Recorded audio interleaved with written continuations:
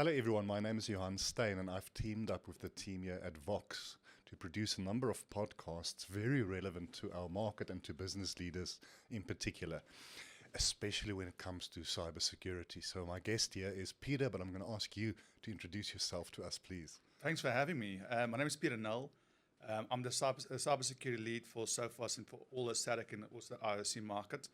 I've been doing this for 17 years. So yeah, I'm loving what we're doing. Cybersecurity is always evolving market. So that's what we love about the job. It's always changing. Pieter, I remember the good old days of just antiviruses. And if you had something, and it was still from a floppy disk, remember floppies? Put it in, upload it onto your old computer, and you're safe and fine. The world has changed, has it not? Do you think people are almost asleep at the wheel? Whether it's consumers or business owners, we've got something, let's not worry about it.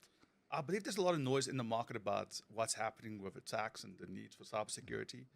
I think that the response, we always late to the party of response. I don't know why. That's a little bit odd about South Africans. But yes, I think the risk is real. And I think this is something that we have to bring forward to the audience. We have to be careful. If we slip and not respond and action to fill those gaps, we will be compromised. Yeah. I wonder if it's because of people not understanding the risks. That's why they are complacent.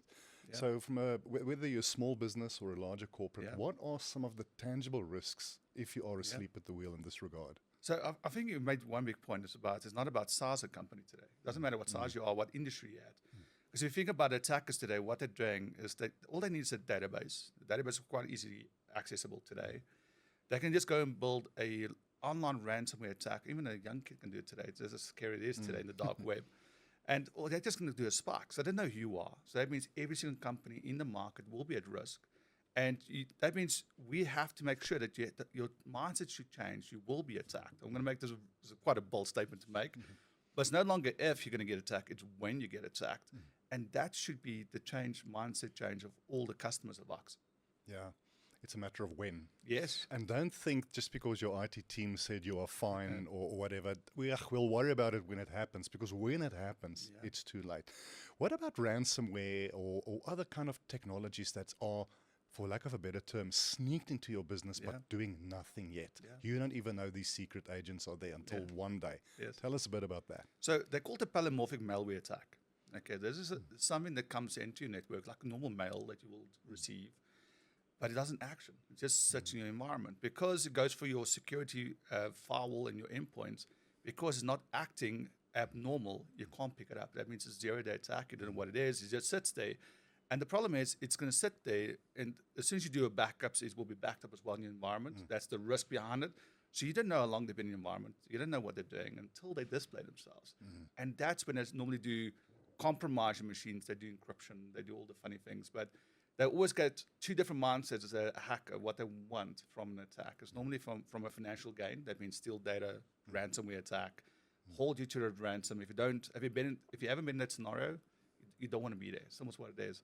Or they will just want to go and disrupt your business so much that you will pay them to go away. So that's the mindset, financial gain. What about cybersecurity as a cultural issue? Yeah. We need the tech, but I always talk about, do you clean the whiteboard when you're done with the meeting? Do you leave documents on your desk? Do you sit on the train or the flight with your screen open to who knows who's behind you? So that holistic approach from a business point of view, look, obviously the tech plays 99% of the role most likely, but is it just the tech, or how do you advise business leaders? It's a lot more than that. If you think about most of the attacks that we investigate, just to make sure that we can relate, weak passwords, a huge problem for us. So we had one major attack, was quite recent in the news, but we're on NDA, but if you go look at the news, you'll pick it up quite quick. But it comes down that they were fully compromised, and their password was password as a centralized system. That's where the problem sits. So it comes down to the human element that the human awareness. The human is still the weakness in your business. Technology layer can take you so far, but this is where governance, compliance plays a big part to go and create a certain standard. And we're always worried about is our customers get, let's say, for example, some form of advice, like advisory service from someone that doesn't know what they're doing, and they believe into that individual. Talk to a cybersecurity specialist to make sure that you're on par with standards. If you have gaps, they will explore those gaps and they will get into your business. I would always tell customers it takes one hit in your armor to get some form of ransomware attack into your business. That's that simple. So if you miss one area of the business, they're in. Yeah. And that means they can explore, they can do what they want. So it's a dangerous world we live in today. I want to talk about small business owners, or say any company that's not a big corporate. I guess one of the issues could be this is going to be too expensive for us, whether it's the licensing, the implementation. We don't even know if we have been breached yet. Where do you start, whether through your partners and obviously through the team here at Vox? If it is a company saying we don't have millions to spend on this, where do we start and how do we investigate whether there's already a problem or not? Yeah.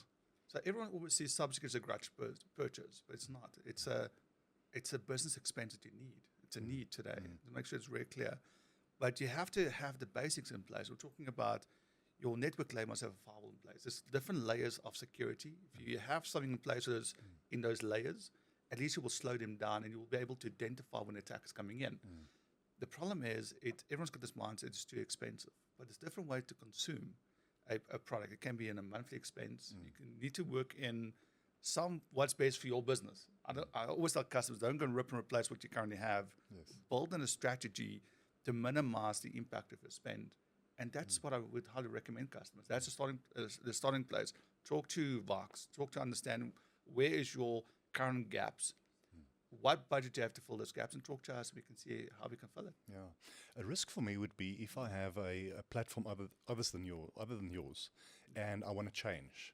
In that change, my stupid mind says there's a hell of a lot of risks. How do you take that out and put yours in and make sure that there's no business disruption? Yeah, so that's a great point. I think a lot of time people just go in and we can rip and replace, and you will have downtime. And in that downtime, or where there's no firewall, for example, in place, you will sit with some form of risk of the network, correct?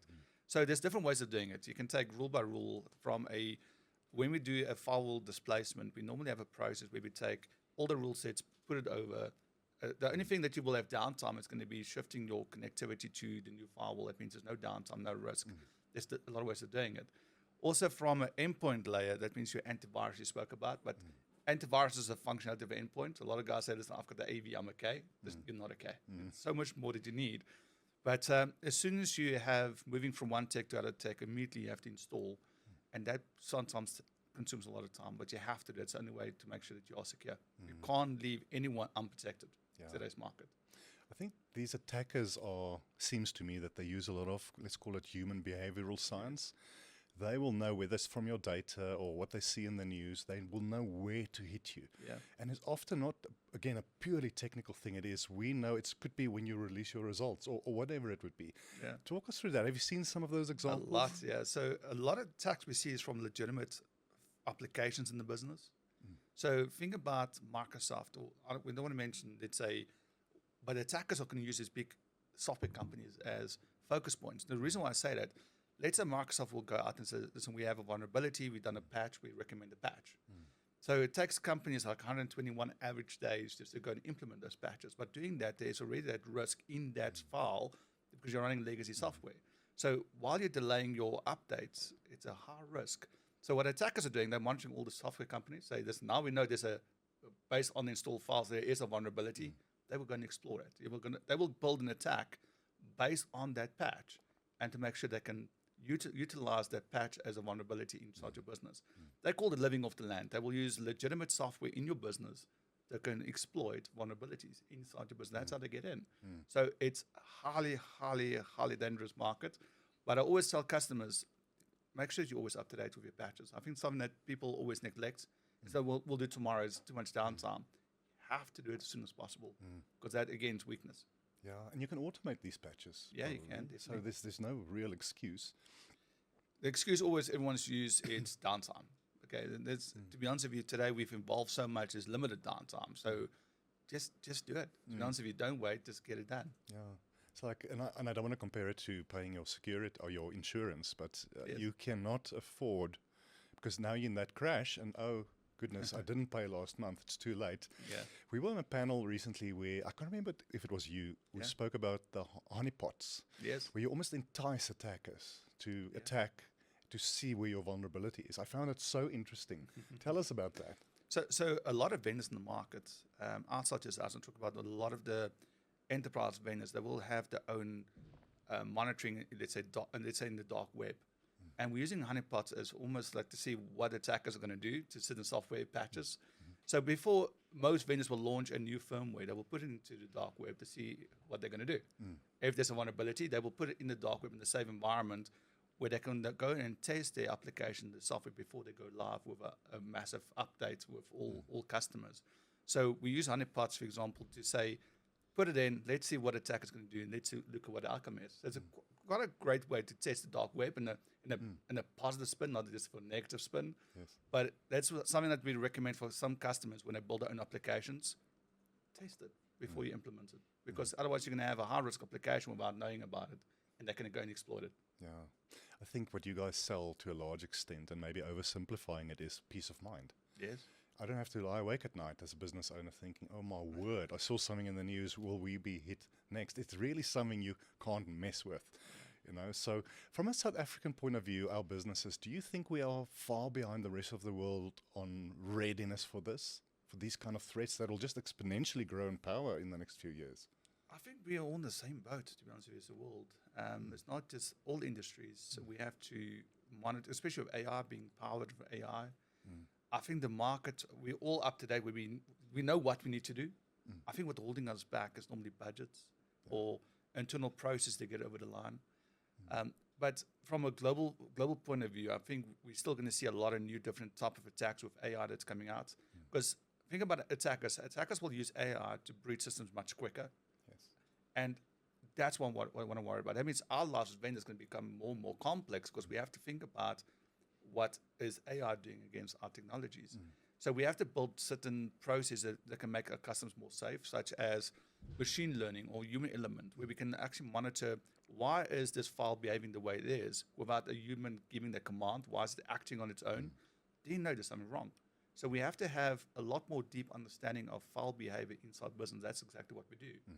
So what I love about Gartner and what I love about, for example, the MITRE ATT&CK frameworks, is global entities are looking at third-party vendors like ourselves to go and test the products. And so if you don't have anything in place, I highly recommend you go and look at those sites.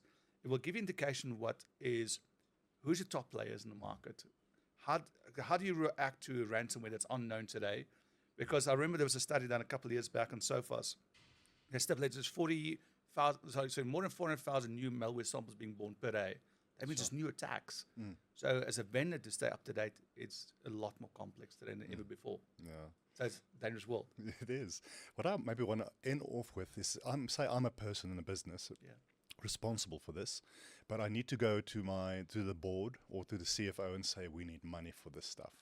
That person is often not technical, not aware of the risks. So how do we empower that person to get the money? Are there certain tried and tested methods you think that can work? 100% yes. So my recommendation is talk to your partner, such as Box.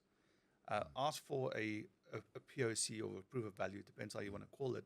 But it comes down to do a proper, let's say, internal test, build a case for your CFO, show them the current threats that we picked up, for example, and even a cybersecurity threat landscape report will give them the true reality of ransomware in the local markets. That will give them a lot more power to the CFO. So listen, this is real reality. We have to gear up ourselves for a possible attack. It's no longer if, it's when the attack takes place. That we have measurements in place that we can minimize the impact to the business. I think that's the most important part. Is you will be attacked, but whatever technology you put in place will slow down, identify the attack, and minimize the exposure inside your business. That's the power of our technologies. Yeah, Pieter, a lot of things to think about. Thank you so much. So to all business leaders out there, don't be caught asleep at the wheel. You can sleep peacefully, though, if this is all in place. So reach out to the team at Vox, who will help you to make sure you have peace of mind. It is possible to withstand these threats in the modern world. Thank you so much for joining us.